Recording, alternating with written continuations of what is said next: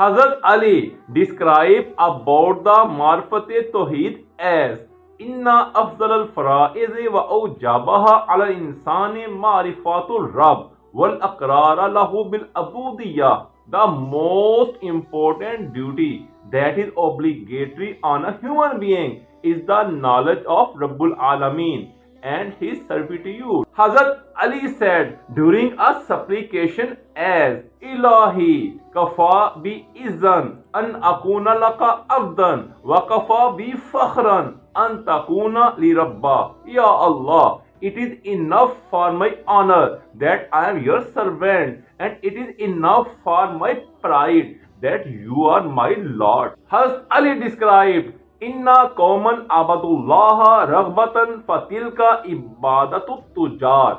Some people do ibadate ilahi for the sake of reward. This is the worship of merchants.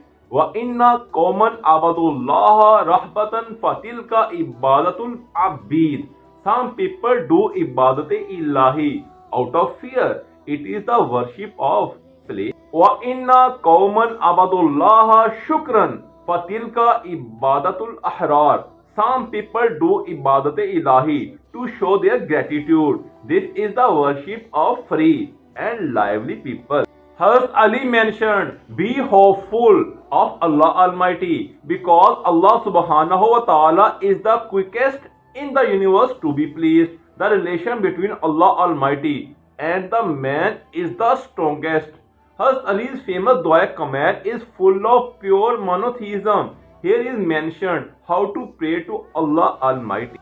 A Jew asked Hazrat Ali why Allah isn't seen. On hearing this, Hazrat Ali replied, you can't see the sun, then how can you see its creator? A man asked Hazrat Ali, Bima arafta rabbuk, how did you know your Lord? Qala, bifaskil azaim wa naqsil himam. He answered, I've known the Lord through the breaking of intentions and the refusal of courage. Above of all, there is a power that implements the plan. Once Hazrat Ali's companions were passing through a place. He saw an old woman spinning thread on a spinning wheel.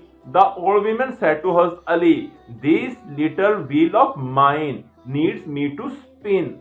So, can such a big universe run without its creator? On hearing this, Hazrat Ali turned to his companion and said, gain knowledge about marfat tauheed like this old woman.